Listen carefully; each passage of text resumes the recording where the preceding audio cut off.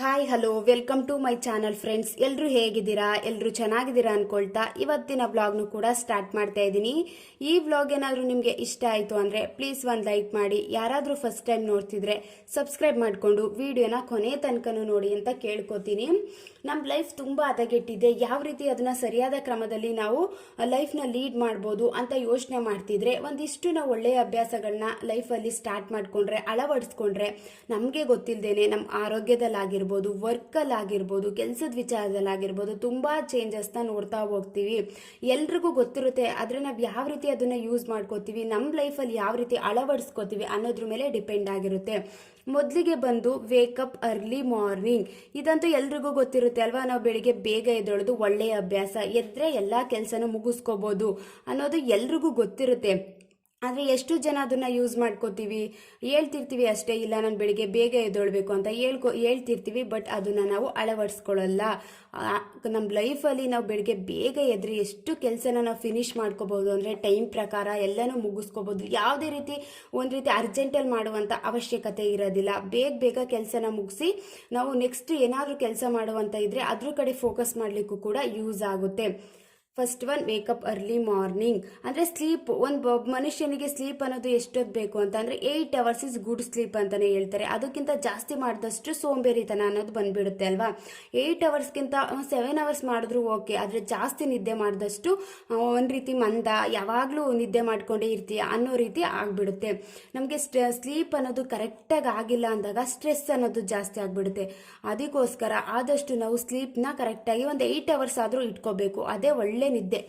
ಅತಿಯಾದಿ ಗಾಢವಾದ ನಿದ್ದೆ ಮಾಡ್ತಾರೆ ಅಂತ ಹೇಳ್ತೀವಲ್ವಾ ರಾತ್ರಿ ಟೈಮು, ಆ ಟೈಮು ಅಂದರೆ ಒಬ್ಬೊಬ್ರು ಏನು ಮಾಡ್ತಿರ್ತಾರೆ, ಒಂದು 11 o'clock ವರೆಗೂ ಫೋನ್ ನೋಡ್ತಿರ್ತಾರೆ, ಆಮೇಲೆ ನಿದ್ದೆ ಮಾಡಲಿಕ್ಕೆ ಹೋಗ್ತಾರೆ. ಟೈಮಿಂಗ್ಸ್ ಅನ್ನೋದನ್ನ ಫಿಕ್ಸ್ ಮಾಡ್ಕೋಬೇಕು. ನಾವು ಕರೆಕ್ಟಾಗಿ ಒಂದು 9 ಗಂಟೆಗೆ ಮಲ್ಕೋತೀವಿ, 9 ಗಂಟೆಗೆ ಮಲ್ಕೊಳ್ಳೋದಾಗಿರ್ಬೋದು. ಮಾರ್ನಿಂಗ್ ಟೈಮ್ 4 o'clock ಎಲ್ಲ ಎದ್ದೊಳ್ಬೋದು. ನಾವೇನು ಮಾಡ್ತೀವಿ, ತುಂಬ ಜನ ಏನು ಮಾಡ್ತಾರೆ ಅಂದರೆ ಒಂದು 12 ಗಂಟೆವರೆಗೂ ಫೋನ್ ಸ್ಕ್ರೋಲ್ ಮಾಡ್ಕೊಂಡಿರೋದು, ಬೆಳಗಿನ ಜಾವ ನಿದ್ದೆ ಮಾಡಲಿಕ್ಕೆ ಸ್ಟಾರ್ಟ್ ಮಾಡ್ಕೊಬಿಡ್ತಾರೆ. ತುಂಬ ನಿದ್ದೆ ಜಾಸ್ತಿ ಬರೋದು 4 ಗಂಟೆ 5 ಗಂಟೆ ಈ ಟೈಮಲ್ಲಿ ತುಂಬ ಡೀಪ್ ನಿದ್ದೆಗೆ ಹೋಗ್ಬಿಡ್ತೀವಿ. ಆದಷ್ಟು ಈ ರೀತಿ ಕೆಟ್ಟ ಅಭ್ಯಾಸನ ಬಿಡಬೇಕು ಅಂದರೆ ನಾವು ಸಂಜೆ ಬೇಗ ಮಲ್ಕೊಳ್ಳೋದಕ್ಕೆ ಪ್ರಯತ್ನ ಪಡಬೇಕು. ಇದು ಕೂಡ ಒಳ್ಳೆಯ ಅಭ್ಯಾಸ. ಒಂದು 7 o'clock ಎಲ್ಲ ಊಟ ಮುಗಿಸ್ಕೊಂಡು ಒಂದು 9 o'clock ಎಲ್ಲ ಕರೆಕ್ಟಾಗಿ ಟೈಮಿಂಗ್ಸ್ ಅನ್ನೋದನ್ನ ಫಿಕ್ಸ್ ಮಾಡ್ಕೋಬೇಕು. ಆವಾಗಲೇ ನಾವು ಮಾರ್ನಿಂಗ್ ಟೈಮ್ ಬೆಳಿಗ್ಗೆ ಬೇಗ ಎದ್ದೇಳೋದಕ್ಕಾಗೋದು. ನೈಟೇ ಲೇಟಾಗಿ ಮಲಿಕೊಂಡು ಬೆಳಿಗ್ಗೆ ಬೇಗ ಎದ್ದೇಳಬೇಕು ಅಂದರೆ ತುಂಬಾ ಕಷ್ಟ ಆಗಿಬಿಡುತ್ತೆ. ಅಂದರೆ ನಿದ್ದೆ ಸರಿಯಾಗಿ ಆಗಿಲ್ಲ ಅಂದಾಗ ಸ್ಟ್ರೆಸ್ ಅನ್ನೋದು ಕೂಡ ಜಾಸ್ತಿ ಆಗುತ್ತೆ, ಆಂಗ್ಸೈಟಿ ಕೂಡ ಜಾಸ್ತಿ ಆಗಲಿಕ್ಕೆ ಸ್ಟಾರ್ಟ್ ಮಾಡ್ಕೊಬಿಡುತ್ತೆ. ಇದು ಫಸ್ಟ್ ಪಾಯಿಂಟು. ನೆಕ್ಸ್ಟ್ ಏನು ಅಂತ ಅಂದರೆ ಎಕ್ಸಸೈಸ್. ಇದಂತೂ ಎಲ್ರಿಗೂ ಗೊತ್ತಿರುತ್ತೆ. ನಾವು ದಿನನಿತ್ಯ ಏನು ಕೆಲಸ ಮಾಡ್ತೀವಿ ಅದರಲ್ಲಿ ಎಕ್ಸಸೈಸ್ನು ಕೂಡ ಸ್ವಲ್ಪ ಒಂದು 10ರಿಂದ 15 ನಿಮಿಷ ಟೈಮ್ ಕೊಟ್ಟರೆ ಅಷ್ಟೇ ಸಾಕು. ಒಂದು ವಾಕ್ ಆಗಿರ್ಬೋದು, ಇಲ್ಲ ಅಂತಂದರೆ ಯೋಗ ಆಗಿರ್ಬೋದು, ವ್ಯಾಯಾಮ ಆಗಿರ್ಬೋದು, ನಮ್ಗೆ ಏನು ಉಪಯೋಗ ಆಗುತ್ತೆ ಅದ್ರ ಕಡೆ ಒಂದು 10ರಿಂದ 15 ನಿಮಿಷ ಟೈಮ್ ಕೊಟ್ಟರೆ ಸಾಕು. ಅದು ಕೂಡ ನಮಗೆ ಮುಗಿಸ್ಕೊಬಿಡ್ತೀವಿ. ಎಲ್ರಿಗೂ ಗೊತ್ತು ವಾಕ್ ಮಾಡೋದು ತುಂಬ ಒಳ್ಳೆಯದು ಅಂತ ಎಲ್ರಿಗೂ ಗೊತ್ತು. ಬಟ್ ಆದರೆ ನಮ್ಮ ಬಾಡಿನ ತುಂಬ ಸೇಫ್ಟಿಲಿ ಇಟ್ಕೊಳ್ಳೋದಕ್ಕೆ ನೋಡ್ತೀವಿ. ಅಯ್ಯೋ ಯಾರು ಮಾಡ್ತಾರೆ, ಯಾರು ಎದ್ದೇಳ್ತಾರೆ, ಅಯ್ಯೋ ಎಕ್ಸಸೈಸ್ ಎಲ್ಲ ಮಾಡಬೇಕಾ, ಇವತ್ತೊಂದು ದಿನ ಮಾಡಿಬಿಟ್ಟು ಒಂದು ವಾರ ಬಿಟ್ಬಿಡೋದು, ಆ ರೀತಿ ಮಾಡಲಿಕ್ಕೆ ಹೋಗ್ಬಾರ್ದು. ಕಂಟಿನ್ಯೂಸ್ ಆಗಿ ಸ್ಟಾರ್ಟ್ ಮಾಡಿ.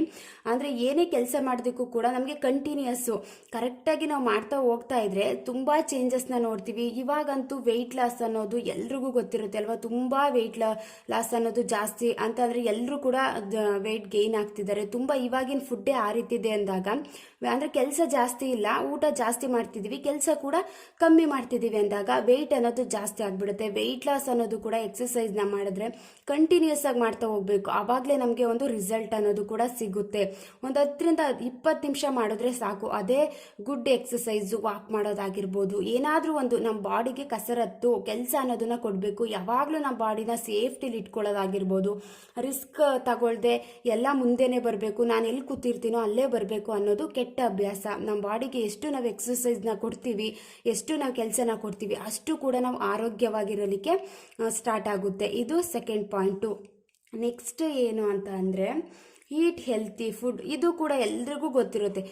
ಒಳ್ಳೆ ಊಟ ಮಾಡೋದು, ನಮ್ಮ ಯಾವ ರೀತಿ ಊಟ ಮಾಡ್ತೀವಿ ಅದ್ರ ಮೇಲೆ ನಮ್ಮ ಆರೋಗ್ಯನೂ ಕೂಡ ಡಿಪೆಂಡ್ ಆಗಿರುತ್ತೆ. ನಮ್ಮ ಕೆಲಸನೂ ಕೂಡ ನಾವು ಅದೇ ರೀತಿ ಮಾಡ್ತೀವಿ. ಇವಾಗ ಒಂದು ಒಳ್ಳೆ ರೀತಿ ಊಟ ಮಾಡ್ತೀವಿ ಅಂದಾಗ ನಮ್ಗೆ ಎನರ್ಜಿನೂ ಕೂಡ ಜಾಸ್ತಿ ಇರುತ್ತೆ, ಹೈ ಎನರ್ಜಿ ಇರುತ್ತೆ. ನಮ್ಮ ಕೆಲಸನೂ ಕೂಡ ಫಾಸ್ಟಲ್ಲಿ ಮಾಡ್ತಾ ಹೋಗ್ತೀವಿ. ಅದೇ ನಾವು ಸರಿಯಾಗಿ ಊಟ ಮಾಡಿಲ್ಲ, ಏನೋ ಒಂದು ಜಂಕ್ ಫುಡ್ನ ತಿಂತಿದ್ದೀವಿ ಅಂದಾಗ ನಮ್ಮ ಎನರ್ಜಿನೂ ಕೂಡ ಲೋ ಆಗಿಬಿಡುತ್ತೆ. ತಿನ್ನಬೇಕಾದ್ರೆ ತುಂಬಾ ಚೆನ್ನಾಗಿರುತ್ತೆ, ಇಷ್ಟ ಆಗುತ್ತೆ ಜಂಕ್ ಫುಡ್ಡು. ಆಮೇಲೆ ಅಂದರೆ ಆರೋಗ್ಯದಲ್ಲಿ ಏನಾದರೂ ಕೆಟ್ಟ ಪರಿಣಾಮ ಆಗಿರ್ಬೋದು, ಈ ರೀತಿ ಎಲ್ಲ ಬರಲಿಕ್ಕೆ ಸ್ಟಾರ್ಟ್ ಆಗಿಬಿಡುತ್ತೆ ಅಲ್ವಾ. ಅದಕ್ಕೋಸ್ಕರ ಆದಷ್ಟು ನಾವು ಹೆಲ್ತಿ ಫುಡ್ನ ತಿನ್ನೋದು ತುಂಬಾ ಒಳ್ಳೆಯ ಅಭ್ಯಾಸ. ಅತಿಯಾದ ಜಂಕ್ ಫುಡ್ಡು ಕೂಡ ಅಷ್ಟು ಒಳ್ಳೆಯದಲ್ಲ. ಎಲ್ರಿಗೂ ಗೊತ್ತು ಇವಾಗ ಜಂಕ್ ಫುಡ್ ತಿನ್ನೋದು ತುಂಬ ಕೆಟ್ಟ ಅಭ್ಯಾಸ ಅಂತ ಎಲ್ರಿಗೂ ಗೊತ್ತು. ಆದರೂ ಕೂಡ ನಾವು ಬಾಯಿ ರುಚಿಗೋಸ್ಕರ ಜಂಕ್ ಫುಡ್ನ ನಾವು ಸ್ಟಾರ್ಟ್ ಮಾಡ್ಕೊಬಿಟ್ಟಿರ್ತೀವಿ. ಒಂದಿನ ತಿಂತೀವ, ನೆಕ್ಸ್ಟು ಅದೇ ಟೇಸ್ಟ್ ಕೊಡುತ್ತೆ, ಇಲ್ಲ ತಿನ್ನಬೇಕು ಅನ್ನಿಸ್ತಿರುತ್ತೆ. ನಾವು ಆದಷ್ಟು ಜಂಕ್ ಫುಡ್ನೇ ತಿಂತಾ ಹೋಗ್ತಿದ್ರೆ ನಮ್ಮ ಆರೋಗ್ಯದಲ್ಲಿ ಮುಂದೆ ಒಂದು ಕೆಟ್ಟ ಪರಿಣಾಮ ಬೀರುತ್ತೆ, ಆವಾಗ ನಮ್ಗೆ ಅನ್ನಿಸ್ತಿರುತ್ತೆ. ಅದಕ್ಕೋಸ್ಕರ ಆದಷ್ಟು ಒಂದು ಹೆಲ್ತಿ ಫುಡ್ನ ತಿನ್ನೋದ್ರ ಕಡೆ ಗಮನ ಕೊಟ್ಟರೆ ತುಂಬ ಒಳ್ಳೆಯದು ಅಂತಲೇ ಹೇಳ್ಬೋದು. Avoid junk food. ನಾವು ಆದಷ್ಟು ಜಂಕ್ ಫುಡ್ನ ಅವಾಯ್ಡ್ ಮಾಡೋದು good habits. Avoid junk food. Next ಏನಂತ ಅಂದರೆ, ಇದಂತೂ ಆಲ್ಮೋಸ್ಟ್ ಎಲ್ರಿಗೂ ಗೊತ್ತಿರುತ್ತೆ, ಎಲ್ಲರೂ ನಾವು ಈ ರೀತಿ ತಪ್ಪನ್ನ ಮಾಡ್ತಾ ಇರ್ತೀವಿ ಅಲ್ವಾ. Screen timing.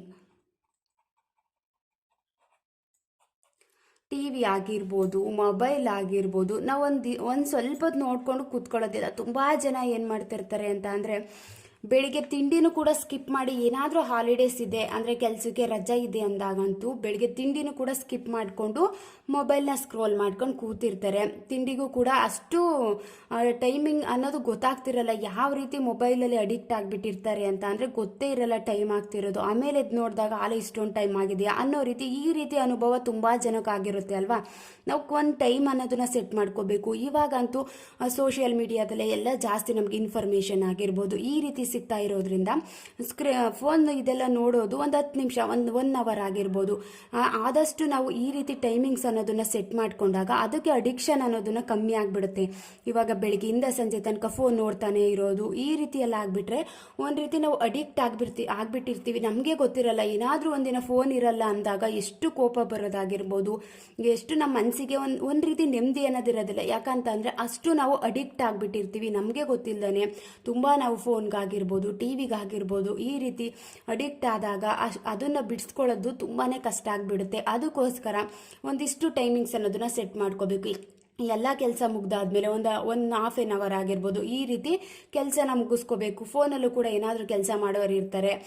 ಈ ರೀತಿ ಇದ್ದಾಗ ಕೆಲಸನ ಮುಗಿಸ್ಕೊಳ್ಳೋದಕ್ಕೆ 1 ಅವರ್ ಈ ರೀತಿ ಟೈಮ್ನ ನಾವು ಸೆಟ್ ಮಾಡ್ಕೊಂಡಾಗ 1 ವೀಕ್ ಚಾಲೆಂಜ್ ತಗೊಂಡು ನೋಡಿ ಎಷ್ಟು ಚೇಂಜಸ್ ಆಗುತ್ತೆ ನಮ್ಮ ಲೈಫಲ್ಲಿ ಆಗಿರ್ಬೋದು, ಮತ್ತು ಕೆಲಸದ ವಿಚಾರದಲ್ಲಾಗಿರ್ಬೋದು. ಮೈಂಡು ಕೂಡ ಫ್ರೆಶ್ ಅನಿಸುತ್ತೆ, ಯಾವುದೇ ರೀತಿ ಟೆನ್ಷನ್ ಅನ್ನೋದು ಕೂಡ ಇರೋದಿಲ್ಲ.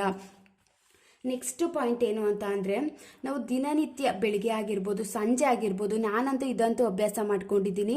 ಅಂದರೆ ಗ್ರ್ಯಾಟಿಟ್ಯೂಡ್ನ ಬರೆಯೋದು. ನಾವು ಎಷ್ಟು ಕೃತಜ್ಞತರಾಗಿದ್ದೀವಿ, ನಮ್ಗೆ ಏನಿದೆ ಲೈಫಲ್ಲಿ ಅದಕ್ಕೆ ನಾವು ಎಷ್ಟು ಕೃತಜ್ಞತೆನ ಸಲ್ಲಿಸ್ತಿದ್ದೀವಿ ಅನ್ನೋದು ಕೂಡ ತುಂಬಾ ಇಂಪಾರ್ಟೆಂಟ್ ಆಗುತ್ತೆ.